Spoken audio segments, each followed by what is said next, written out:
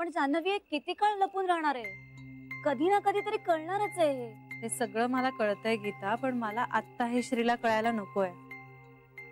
Check पाठवून त्याने already किंमत केली आहे माझी. नाहीतर आता बाळाचा विषय काढून मी डिवोर्स टाळते असं वाटेल त्याला. पैशांनी माणसं विकत घेता येत नाही हे विसरलाय बहुतेक तो. अरे हो, त्यावरून मला आठवलं, मी तो चेक मनीषला दिलाय. मनीषला का? मला नाही इच्छा होते जिजू समोर जायची. मलाही राग आलाय त्याचा.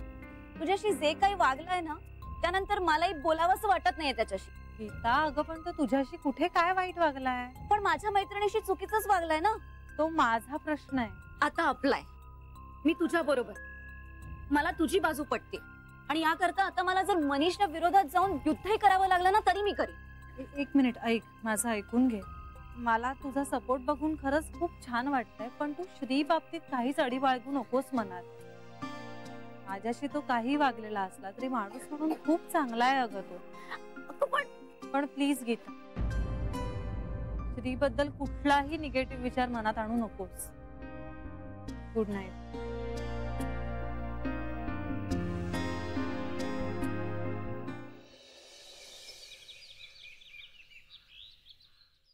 काय चेक ते कळतंय मला. परत दिलाय का माहिती नाही, पण मुळात तू का दिलास? तिला गरज आहे. मला नाही वाटत तसं. तुला काय वाटतं हे महत्वाचंच नाहीये इथे. तिनं माझ्या बरोबर जे 1.5 वर्ष वाया घालवलंय ना, त्याच्यासाठी आहे हे. तिचं अख्खं आयुष्य पडलंय पुढे. तिला पैशांची गरज लागू शकते. तिच्या गरजा कळतात तुला? अर्थात कळतात, म्हणून तर हा चेक दिलाय ना. पण तिला नकोय तो. अरे यार, हा काय नवीन ड्रामा आहे? नाही, मला माहिती नाही. मला चेक द्यायला सांगितला, तो मी दिला. तुला हा चेक परत द्यायला कोणी सांगितलाय? गीतानं. अच्छा, म्हणजे तुझ्या मैत्रिणीनं नाही ना? श्री, तिचं नाव जान्हवी आहे. तुझी मैत्रीण हेच बरं आहे. श्री, ऐक, हा चेक तिला परत दे आणि तिला सांग की मी एकदा दिलेली गोष्ट परत घेत नाही. अरे तू का वाढवतोय हे सगळं? मला मी संपवलाच होता ना सगळा विषय हा चेक देऊन. त्यानं नातं संपतं? तुला तिनं पढवून पाठवलंय का? नातं संपायला आता उरलंय काय? आम्ही एकमेकांशी बोलत नाही, भेटत नाही. तिला डिवोर्स हवा होता, तोही मी तिला दिलाय, जो कोर्टानं मान्यही केलाय. आता जर आमच्यात काही संपर्क नसेल तर मग संबंध काय आणि नातं काय? अरे मग हा चेकचा खटाटोप तरी कशाला?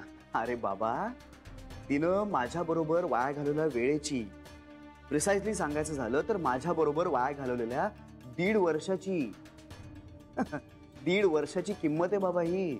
ओ प्लीज श्री. आणि हे असं तिचंच म्हणणं आहे. मला नाही वाटत तसं. कारण तू तिचा मित्र आहेस, नवरा नाहीस. म्हणजे तू अजूनही स्वतःला तिचा नवरा मानतोस? असं कायदा मानतो आणि मी कायद्याला मानतो. श्री, श्री ऐक ना, तुम्ही दोघं बोला ना, एकदा एकमेकांशी बोला. बोलतोच आहोत ना, हे असं न बोलून बोलतोच आहोत. ऐक, तू हा चेक तिला दे आणि तिला सांग की आमच्याकडे एकदा दिलेली गोष्ट परत घ्यायची पद्धत नाहीये म्हणून. नाही, मग मला नाही जमणार ते. तू तिचा निरोप आणि चेक घेऊन आलास ना परत, मग आता माझा घेऊन जा. अरे यार, तुम्ही मला कशाला? तू हे तुझ्या मैत्रिणीला सांगितलंस? नाही. का? श्री, मी तुला खरंच सांगतो, मी जगात 2 बायकांना प्रचंड घाबरतो. एक म्हणजे माझी आई आणि दुसरी म्हणजे नाही, गीताला नाही घाबरत मी. जान्हवी. का? श्री, जान्हवी खूप तत्वानं वागणारी मुलगी, स्वाभिमानी आहे. त्यामुळे तिच्या स्वाभिमानाला, तिच्या तत्वाला माझ्यामुळे जर ठेस लागली तर ती मला तिच्या आयुष्यातनं बाहेर काढायलाही मागे पुढे बघणार नाही. आणि जान्हवीला नसेल कदाचित, पण मला तिची मैत्रीण म्हणून माझ्या आयुष्यात खूप गरज आहे. त्यामुळे तिला वाईट वाटेल, हर्ट होईल असं मला वागायचंच नाही. आणि तू जे काही मला वागायला सांगतोयस त्यामुळे तिला हमखास त्रास होणार. श्री, मला नाही वाटत असं काही. अरे ऐक माझं, हा चेक तिला दे आणि मी तुला दिलेला निरोप तिला द्यायला विसरू नकोस. आत्ता? अर्थात. श्री, मला काम आहेत ऑफिसमध्ये. हा तुझ्या कामाचाच एक भाग आहे असं समज. श्री, नको ना प्लीज. मनीष प्लीज.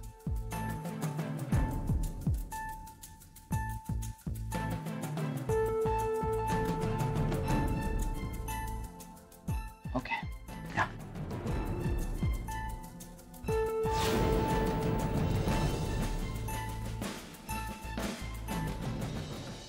गीता, मला ना एक गोष्ट लक्षात आली आहे. आपण आनंदी क्षणांची वाट बघत राहिलो ना तर आपण आयुष्यभर वाटच बघत राहतो. त्यापेक्षा काय करायचं, आपण ज्या क्षणात जगतोय त्या क्षणात खूप आनंद आहे असं स्वतःला समजवत राहायचं. म्हणजे मग काय होतं, आपोआप आनंदी होतो. तू काहीही कर पण तू आनंदी राहा म्हणजे झालं.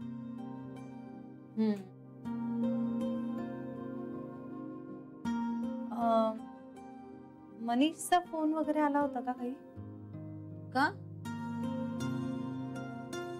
नाही नाही, असं सहज. मनीषचा फोन आला नाही. हा बघ मनीषच आला.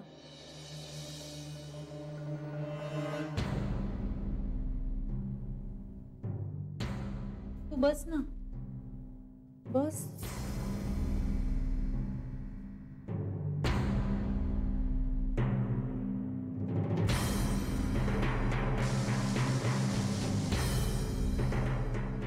मनीष, काय झालंय?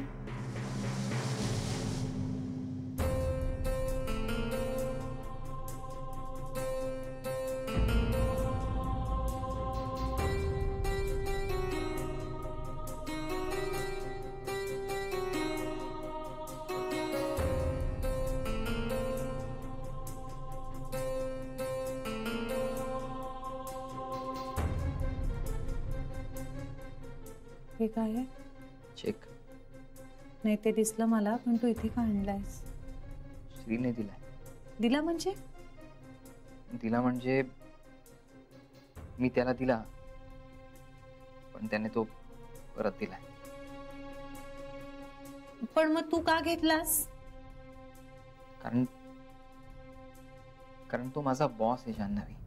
तू जान्हवीचा मित्र आहेस. माहितीये मला ते. मग तू जान्हवीशी गद्दारी का केलीस? गीता गीता, एक मिनिट, तू शांत हो. मनीष तसं करणार नाही. काय झालंय मनीष? तो म्हणाला हा चेक तो परत घेणार नाही.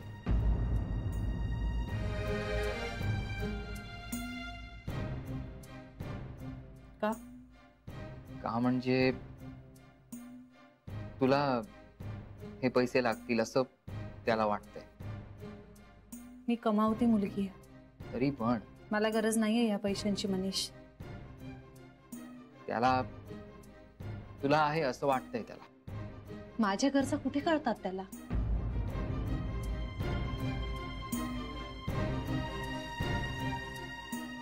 त्याला वाटतं कळतात. तुला सांगितलं होतं ना मनीष, तू हा चेक त्याच्या तोंडावर फेक म्हणून. गीता, मूर्खासारखं बोलू नकोस. श्री माझा बॉस आहे. तो माझ्याशी मित्रासारखं वागत असला तरी मी माझी पायरी सोडून नाही वागू शकत त्याच्याशी, कळलं? बॉस लोकांना कुठे काय कळतं. गीता प्लीज तू गप्प राहा जरा. जान्हवी, सॉरी. प्लीज माझ्यावर रागवू नकोस. अरे तुझ्यावर कशाला रागवीन मी? म्हणजे काय बोलला काय तू चेक देताना? काय नाही. तुझ्यापेक्षा थोडी जास्त ओळखते मी त्याला.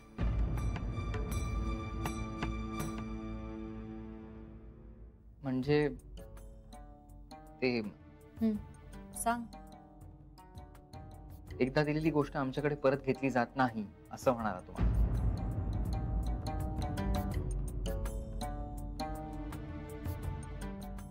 माझा एक निरोप सांगशील त्याला? प्रत्येक गोष्ट पैशाने विकत घेतली जात नाही म्हणा. जान्हवी, हा चेक नाही देत मी तुझ्याकडे. टेन्शन नको घेऊस. मनीष, मला तुझं हे वागणं अजिबात आवडलेलं नाही.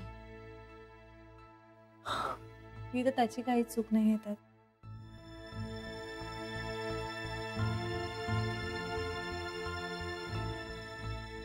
माझ्यावर रागवलीस ना तू? खरंच नाही. तुझ्यावर कशाला रागवू मी? तू फक्त मेसेंजरचं काम केलंस. मला तुझी अडचण कळते. काहीच प्रॉब्लेम नाहीये. मी येऊ? बाय. बाय.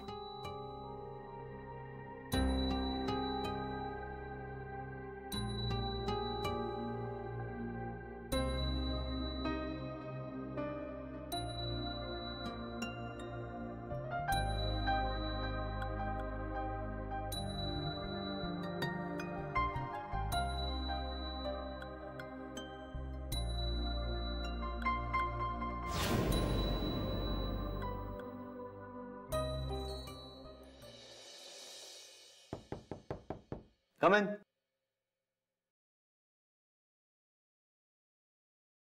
अरे लवकर आलास. हो. काम झालं? हो. काय म्हणाली? कोण? कोण काय? तुझी मैत्रीण.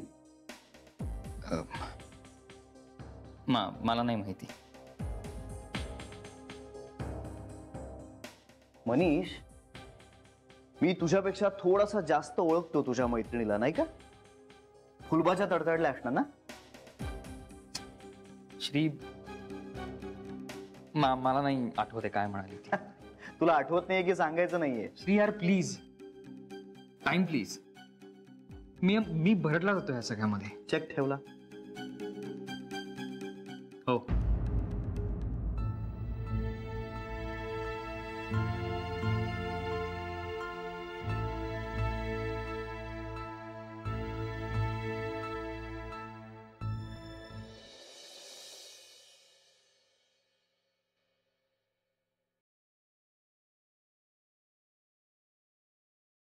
जान्हवी, मला वाटतं तू स्वतःच भेट. आणि काय करू? चेक परत दे. हवं तर तोंडावर फेक त्याच्या. बरं वाटेल तुला. मला ना नेहमीच वाटतं बोरकर सर ज्या फायली देतात ना मला, त्या त्यांच्या तोंडावर फेकाव्यात. हे तर काहीतरीच काय. बॉसची चमची. तुला लेटेस्ट गॉसिप माहितीये का? कुणाबद्दल? अगं सरांबद्दल. काय? सर ना भाजी आणतात म्हणे निवडायला ऑफिस मध्ये.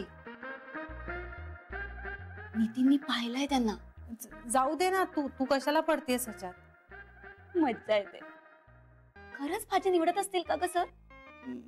मला नाही माहिती आणि माहित करून घेण्यात मला इंटरेस्टही नाही.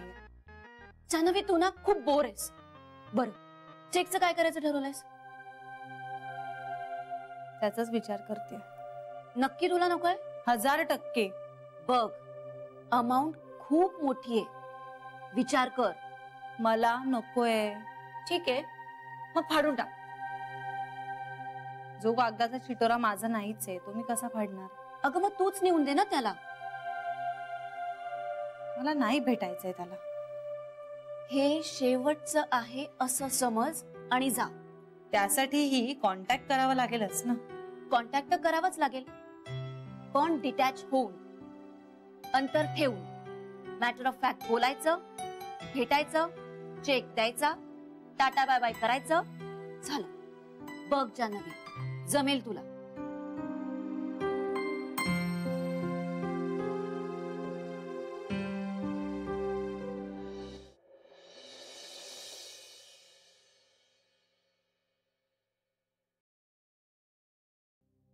श्री,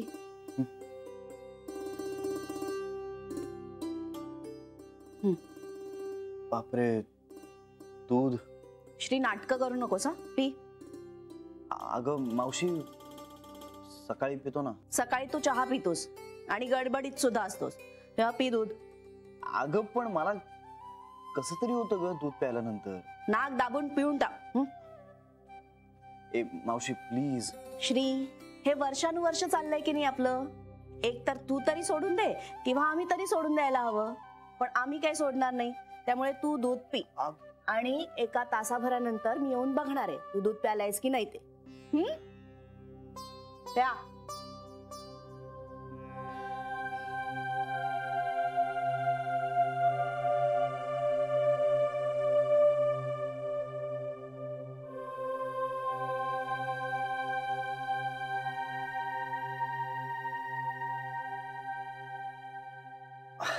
अगं ते हे रेंजच येत नाहीये ग आज. आय डोंट नो काय अचानक प्रॉब्लेम झालाय. फोन येणार होता का कुणाचा? नाही. श्री, तू ब्लॉक का नाही रे करून टाकत जान्हवीचा नंबर? त्यानं काय होणार आहे? तिचा फोन येणार नाही.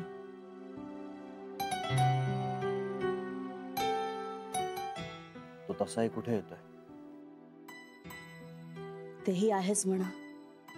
ही बेबी ना काहीतरी सांगत असते. मी हे उगाच ब्लॉक केला, आता अनब्लॉक करते.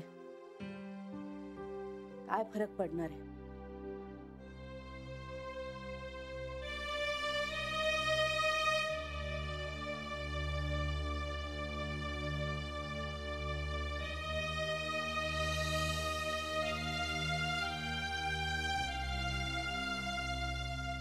मनाचं फोन सारखं असतं तर किती बरं झालं असतं ना. पाहिजे तेव्हा माणसं ब्लॉक करा, पाहिजे तेव्हा अनब्लॉक करा. सोपं करून टाका सगळं. मनापेक्षा फोन बरा. मेसेज पाठवून कॅन आय टेक्स्ट यू कसं विचारणार? कॅन आय कॉल यू म्हणू का मग need to talk to you urgently म्हणू? सगळे मेसेजेस इंग्लिशमध्येच का सुचतायत? असं कोरडं आणि तुटक इंग्रजीमध्ये बोलता येतं म्हणून का? नको, भेटायचंय.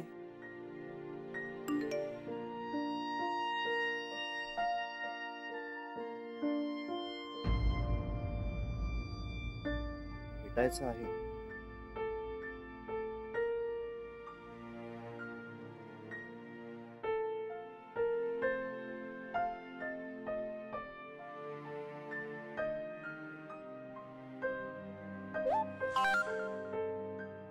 कुणाला?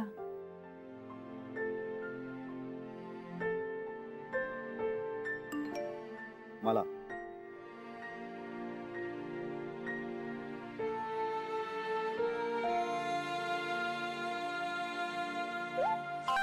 कुणाला?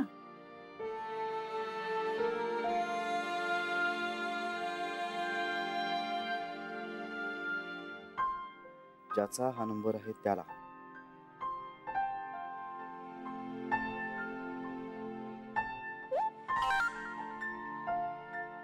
तो सकाळी 8 ते रात्री 8 ऑफिसमध्ये असतो.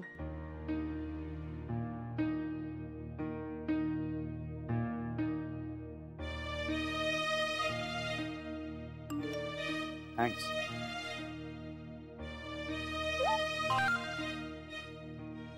के?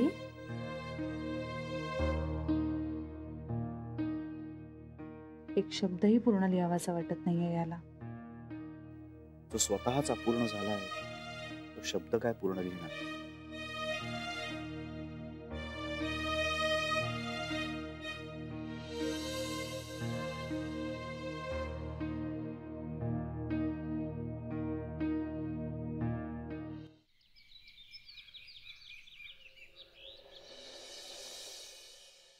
आई ग, गाजरं किसून ठेवली आहेत मी कोशिंबिरीसाठी फ्रीज मध्ये, पण दही घातलं नाहीये. ते तू आयत्या वेळी घालून घेशील ना? हो हो. उन्हाळा वाढतोय ग, नाहीतर आंबट होईल. बर जानू, हा. तू सुद्धा गाजर खायला हवायसा? हो बाबा, मी घेतलाय डब्यात.